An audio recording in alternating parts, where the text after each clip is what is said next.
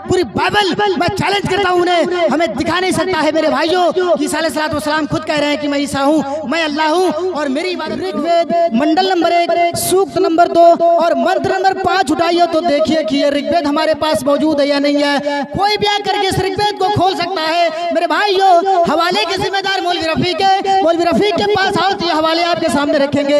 ये ऋग्वेद मेरे घर से ये छाप कर मैंने नहीं लाया है, ये तुम्हारे छापे खाने से, ये बरेली से किताबें छपती हैं। आप इन किताबों को उठाइए, रेफरेंस का जिम्मेदार मैं, हवाले का जिम्मेदार मैं। आओ मेरे भाइयों, ये किताबें नहीं बल्कि तुम्हारी हजारों किताबें मेरे पास धरी पड़ी है।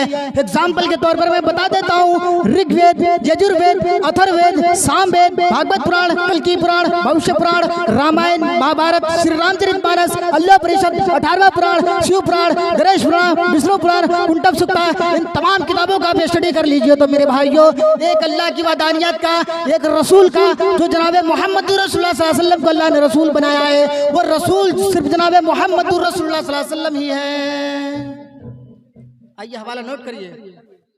रेफरेंस ऋग्वेद मंडल नंबर 10 सूक्त नंबर 82 मंत्र नंबर 3।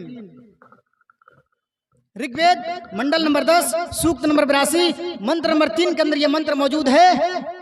यो न पिता जनितयो विधाता धामानि वेदम भूनानि विश्वा यो देवानाम नाम था यकम यमम संपर्सनम भूनयत तयद्दया। क्या कहा गया है? यो संस्कृत का जब आप व्याख्याएं पढ़ेंगे उनकी तफासिर तो लिखा है यह यो ये यम यो यान ये याभ्याम ये यस्मै याभ्याम ये भ्या यस्मै याभ्याम ये भ्या। ये बड़ी मुश्किल जबान है, इस पर लोग फॉलो नहीं कर पाते हैं। बड़ी मुश्किल जबान है, किसी को आता होता नहीं है। यह यो ये यम यो यान ये याभ्याम ये यस्मै याभ्याम ये भ्या, ये क्या है? आप बच्चों को पढ़ाते होंगे फाला फाला फालू फलत फलता फलना, यही तो है, ये इसकी व्याकरण है।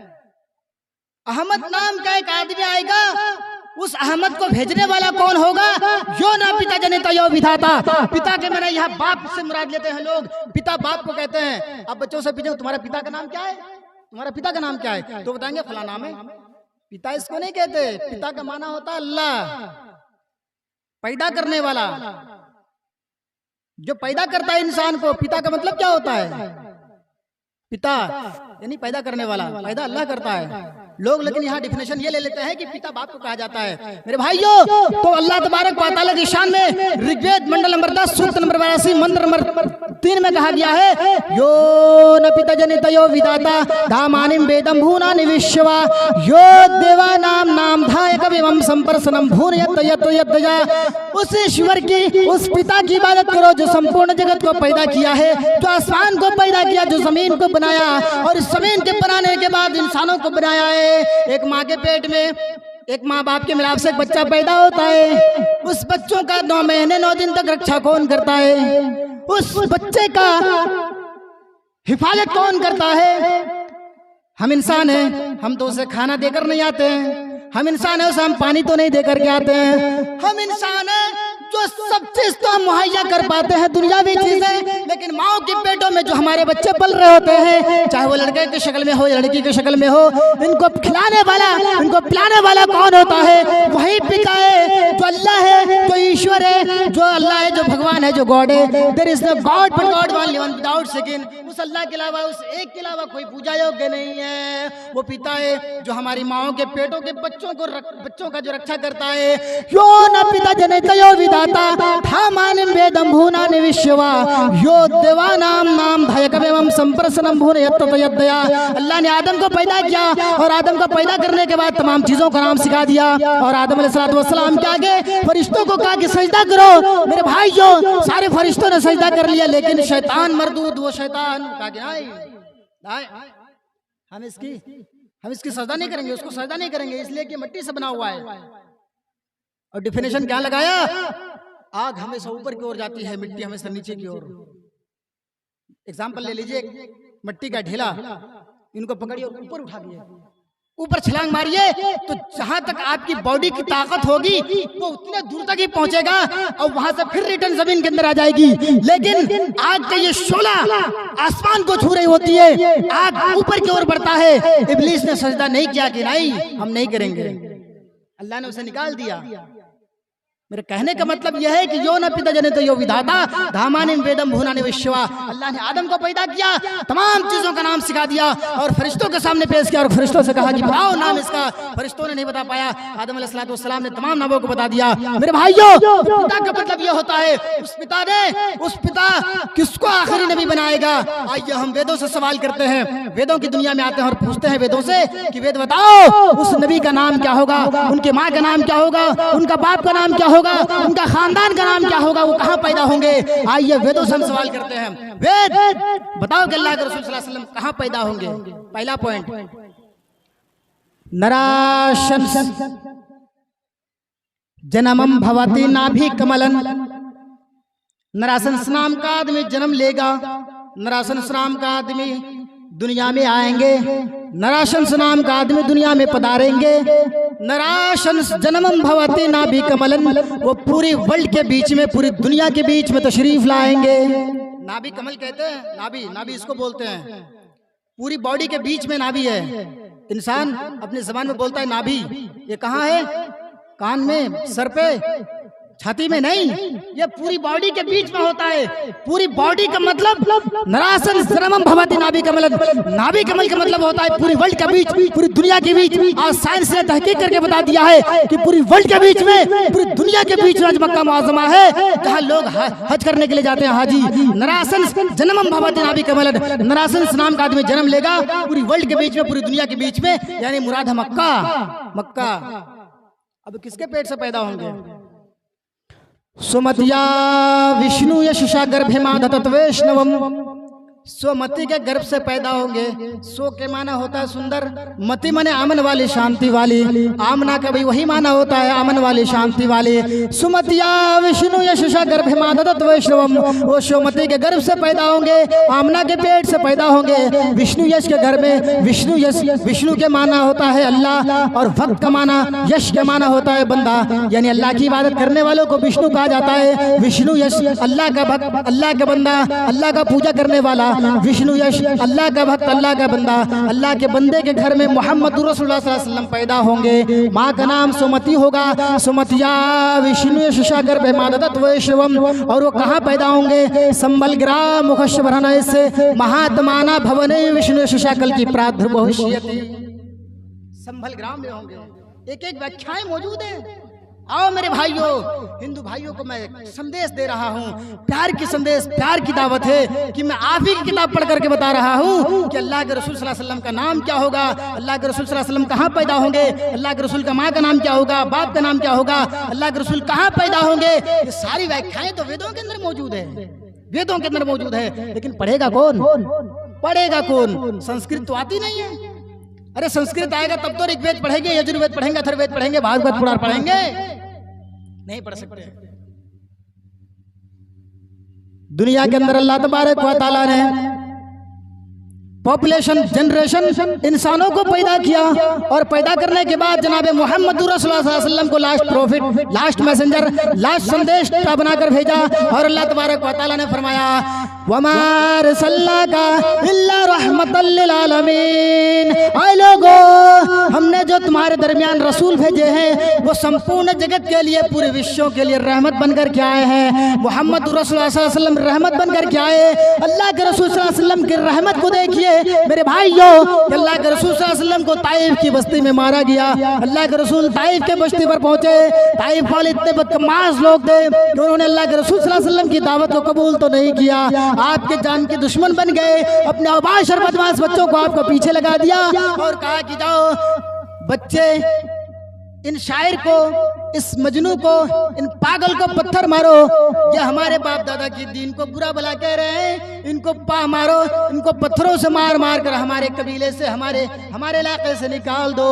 मेरे भाइयों, अल्लाह के रसूल सल्लल्लाहु अलैहि वसल्लम पर पत्थरों के मारे पड़ी। मदनी करीम सल्लल्लाहु अलैहि वसल्लम ने इन पत्थरों के मार सहने के बावजूद फरिश्तों की तरफ से, पहाड़ की जानिब से वो फरिश्ता आता और कहता है आए अल्लाह के रसूल, आप एक बार परमिशन दे मुझे तो मैं दोनों ताइफ वालों को दोनों पहाड़ियों के दरमियान लाकर पीस दूं, मैंने सुरमा बना दूं, मैंने बोटी बोटी कर दूं, कीमा कीमा बना दूं। अल्लाह के रसूल सल्लल्लाहु अलैहि वसल्लम ने फरमाया आए मेरे भाई, तुम्हारी मदद की हमें कोई जरूरत नहीं है, आज ये नहीं तो कल इनके होने वाली नस्लें ईमान ले आएंगे। इतने रहमो करम का अल्लाह के रसूल सल्लल्लाहु अलैहि वसल्लम को अल्लाह ने रहमतुल आलमीन बनाकर भेजा। रहमो करम का मात्रा अल्लाह के रसूल सल्लल्लाहु अलैहि वसल्लम के पास कितना था कि अल्लाह के रसूल को इतने मारे पड़ने के बावजूद भी अल्लाह के रसूल सल्लल्लाहु अलैहि वसल्लम की पेशानी फट करके जूतों में खून जमाए, लेकिन अल्लाह के रसूल सल्लल्लाहु अलैहि वसल्लम ने फरमाया नहीं, तुम्हारी मदद की कोई जरूरत नहीं है। आज ये नहीं तो कल इनके होने वाली नस्लें हमारे ऊपर ईमान ले आएंगी। समझ रहा है? आज यहाँ कार्टून बनाकर पेश कर दिया जाता है। मोहम्मद सल्लल्लाहु अलैहि वसल्लम ने, मोहम्मद बिन अब्दुल्लाह ने, मोहम्मद नाम को आदमी ने इस्लाम को तलवार के जोर से फैलाया, तलवार के जोर से फैलाया। और आओ एक सबूत मेरे पास है, वो हिंदू है, और हिंदू नहीं बल्कि पंडित भी है। उन्होंने क्या लिखा कि आज के जमाने की जो औरतें हैं, आज जो औरतें बेपर्दा घूम रही है, उन्होंने कहा कि 1400 साल पहले या उससे पहले उसके बाद भी जब एक आदमी मरता था तो उनकी बीवी को उनकी चिता में डाल दी जाती थी, जिंदा उनको जला दी जाती थी। इन तमाम प्रथा को मोहम्मद नाम का आदमी आया और इन तमाम चीजों को मिटाया।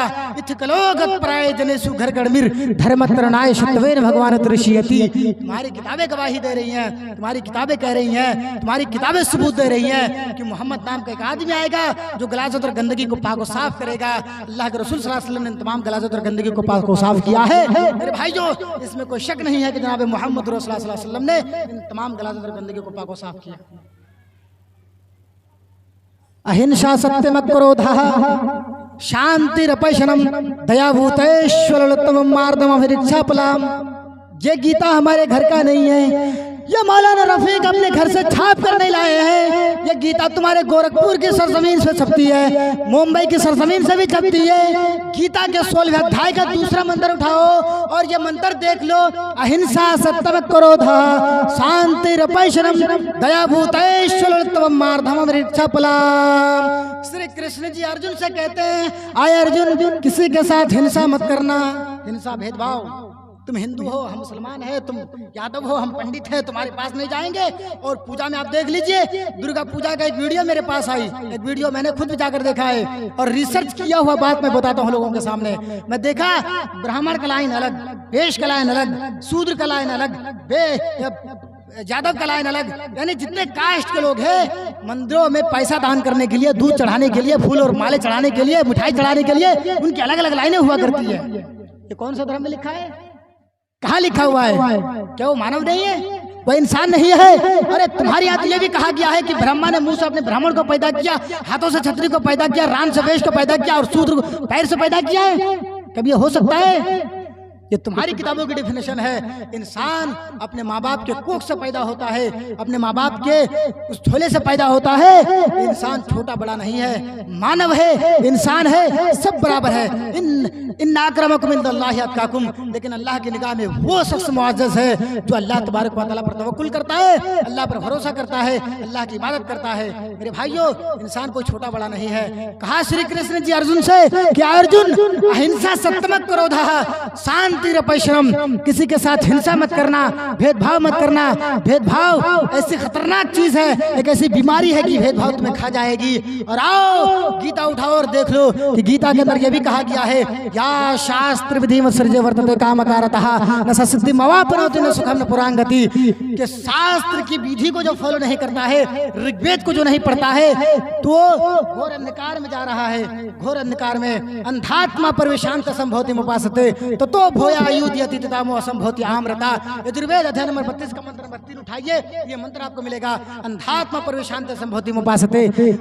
वो लोग अंधकार में जा रहे हैं जो असंभवती चीजों की पूजा करते हैं, जो मूर्ति की पूजा करते हैं, जो पत्थर की पूजा करते हैं, जो पेड़ पौधों की पूजा करते हैं, वो घोर अंधकार में जा रहे हैं। ये हमारी बात नहीं है।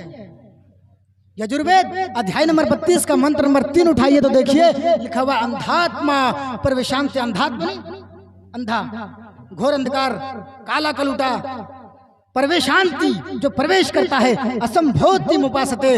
वो अंधकार में जा रहे हैं, यानी असंभवती चीजों की पूजा करता है, वो घोर अंधकार में जाएंगे, यानी वो नरक में जाएंगे, जहन्नम में जाएंगे, पैराडाइज में कभी जा नहीं सकते हैं। मेरे भाइयों, ये थी जनाब मोहम्मद रसूलुल्लाह सल्लल्लाहु अलैहि वसल्लम की तालीमात, जो आज वेदों के अंदर भी मौजूद है, जो आज बाइबल के अंदर मौजूद है। आइए बाइबल की कुछ डिफिनेशन मैं आपको समझा देता हूँ। बाइबल के अंदर भी कोई ईसाई भाई हमें नहीं कह सकता है कि ईसा अलैहिस्सलाम कहते हैं कि मैं खुदा हूँ, मैं गॉड हूँ, मैं ईश्वर हूँ। कोई नहीं कह सकता है। कोई ईसाई बाइबल से हमें यह सिद्ध करके दिखा दे, बाइबल के अंदर ये कह दे हमें कि ईसा अलैहिस्सलाम ने कहा है कि मैं खुदा हूँ या मैं खुदा का बेटा हूँ। ये मेरे पास बाइबल मौजूद, बाइबल, और इसका रेफरेंस दे रहा हूँ मैं, जिसमें ईसा अलैहिस्सलाम कहते हैं कि मैं ईसा का अल्लाह का बेटा नहीं हूँ। लोगों ने तीन को मान लिया, तीन को एक, एक को तीन मान लिया। ईसा को अल्लाह का बेटा मान लिया, मरियम को अल्लाह की बीवी मान लिया, और अल्लाह को, इन दोनों को अल्लाह से जोड़ दिया गया, यानी एक को तीन, तीन को एक मान लिया गया। लेकिन पूरी बाइबल आप छान मारिए, पूरी बाइबल के अंदर कहीं नहीं कहा गया है कि ईसा अलैहिस्सलाम कहते हैं कि मैं खुदा हूँ। ईसा अलैहिस्सलाम कहते हैं, gospel of John chapter number 4 verse number 6, gospel of John chapter number 4 verse number 28, gospel of John chapter number 4 verse number 7, gospel of John chapter number 4 verse number 27, gospel of John chapter number 4 verse number 18, gospel of John chapter number 4 verse number 27। इन तमाम डिफिनेशनों को देखिए तो लिखा हुआ है, there is no God but God only one without second. अल्लाह एक है, अल्लाह के अलावा कोई माबूद नहीं है। कोई ईसाई भाई हमें ये नहीं कह सकता है कि ईसा अलैहिस्सलाम खुद कह रहे हो हम खुदा हैं। पूरी बाइबल मैं चैलेंज करता हूं उन्हें, हमें दिखा नहीं सकता है मेरे भाइयों कि ईसा अलैहिस्सलाम खुद कह रहे हैं कि मैं ईसा हूं, मैं अल्लाह हूं और मेरी इबादत करो। यानी ईसा अलैहिस्सलाम भी कहते हैं there is no God but God only one without second. अल्लाह के अलावा कोई माबूद नहीं है, पूजा उसी को होनी चाहिए, इबादत उसी को होनी चाहिए, परस्तिश उसी को होनी चाहिए।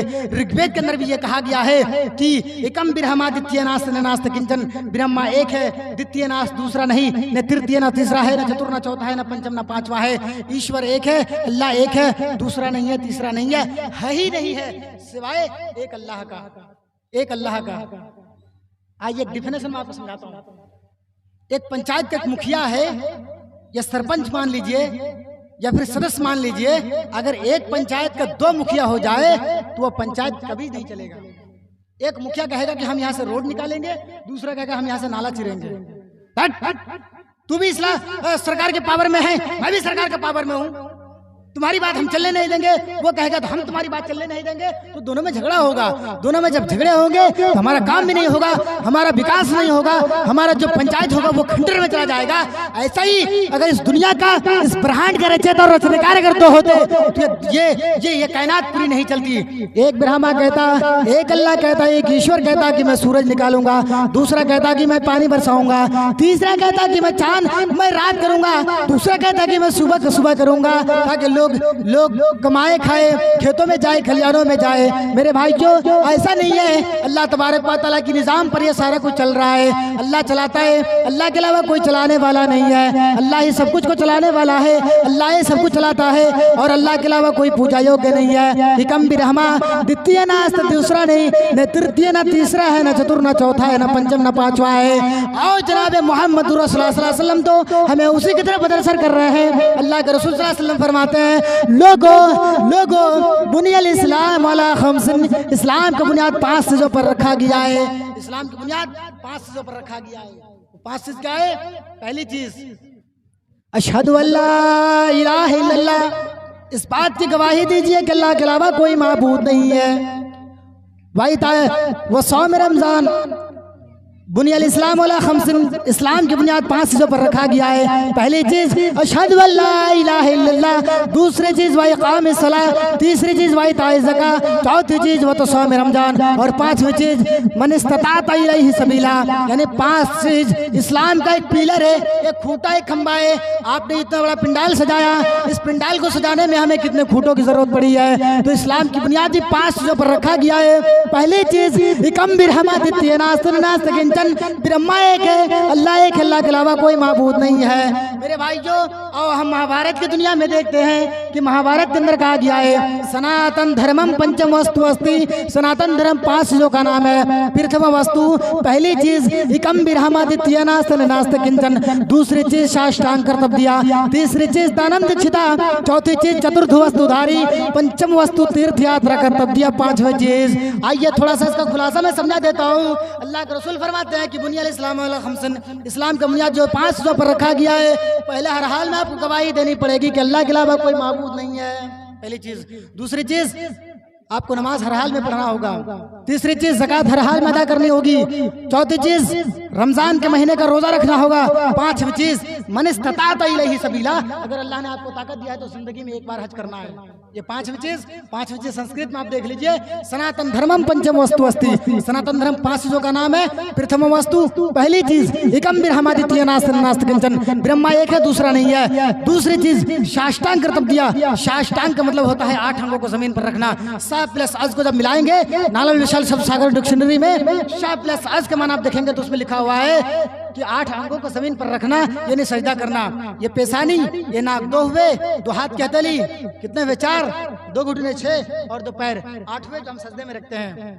दूसरी चीज साष्टांग कर्तव्य थी। तीसरी चीज दानम दीक्षिता यानी गरीबों में, मिस्किनों में, मदरसों में दानो खैरात करना यानी ज़कात निकालना। चौथी चीज वो तो सौम रमजान, उपवास रखना यानी रोजा रखना। पांचवी चीज तीर्थ यात्रा कर्तव्य थी। तीर्थ यात्रा यानी उस गंगा की तरफ से चले जाइए, उस शहर की तरफ चले जाइए, वहां के गंगा के पानी से अपने आप को धो करके पाक को साफ कर लीजिए, यानी मुराद है मक्का। तो मेरे भाई जो जितनी भी बातें मैंने कही है मेरे भाइयों, कुरान और हदीस के हवाले से, वेदों के हवाले से, कोई भी आकर के हमसे मसला पूछ सकता है। कोई भी ये मंत्र अगर देखना चाहे तो मेरे पास देख सकता है। मेरे पास किताबें अवेलेबल, किताबें मौजूद। मैं यही आपसे गुजारिश करूंगा कि आप मुसलमान हैं, हम भी मुसलमान हैं, हम जनाब मोहम्मद रसूलुल्लाह सल्लल्लाहु अलैहि वसल्लम को मती कहला रहे हैं, लेकिन हमारे अंदर मेरे भाइयों आज मस्जिदों के हमारे हाल देख लीजिए तो 2% नमाजी, 3% नमाजी, बाकी सब खाली, पूरी मस्जिदें खाली है। जुमा के दिन तो पूरी मस्जिदें भर जाती है, यहाँ तक जगह नहीं मिलती तो लोग रोड पर चले जाते हैं। सिर्फ जुमा की नमाज आपके लिए फर्ज नहीं है। पहली चीज अल्लाह की गवाही देने के बाद जो दूसरी चीज आई होती है इंसानों पर, वो है साष्टांग कर्तव्य थी, यानी 8 अंगों को जमीन पर रखना, यानी सजदा करना, नमाज पढ़ना। नमाज हर हाल में पढ़नी पड़ेगी। अगर आप नमाज से कुछ दूर हुए तो अल्लाह तबारक व तआला और अल्लाह के रसूल सल्लल्लाहु अलैहि वसल्लम ने फरमाया, जब अल्लाह मैदान महशर कायम करेगा और जब इंसानों को उठाएगा, इन्ना अव्वलु मा युहासिबु बिही यौमल क़यामति सलाह, सबसे पहले आपसे नमाज के बारे में पूछा जाएगा, सवाल किया जाएगा, नमाज पढ़े थे कि नहीं पढ़े थे। या आपसे नहीं कहा जाएगा कि आपकी पर्सनैलिटी कैसी थी, आपका कलर कैसा था, आपकी दौलतें थी या नहीं थी, आपके पास बंगले थे नहीं थे, गाड़ी खरीदे थे नहीं थे, फॉर्च्यूनर आपके पास थी या नहीं थी। ये सारे मसले नहीं होंगे, ये सवाल जवाब नहीं होगा। सिर्फ इस्लाम के मुतालिक आपसे सवाल किया जाएगा। अगर आपका नमाज ठीक ठाक रहा, आपकी शरीयत ठीक ठाक रही, तो फिर आपकी गाड़ी चलेगी, वरना मेरे भाइयों वहीं से गाड़ी फंसेगी। फिर आप यही कहेंगे, या वैलैतनी लम अत्तखिज़ फुलानुन, काश मैं बेनमाजियों को अपना दोस्त नहीं बनाया होता, काश मैं शराबियों के साथ नहीं घूमा होता, काश चाय के होटलों पर बैठ करके मैं गप्पे नहीं मारा होता। अगर 60 और 70 साल की जिंदगी थोड़ी सी अल्लाह की राह में अगर हम कुर्बान कर देते तो आज ये दिन देखना नहीं पड़ता। मेरे भाइयों यहीं से अपनी बात को मैं खत्म करता हूँ कि वमा अलैना इल्लल बलागुल मुबीन व आखिर दवाना अनिल हम्दुलिल्लाहि रब्बिल आलमीन। अस्सलामु अलैकुम व रहमतुल्लाहि व बरकातुहू।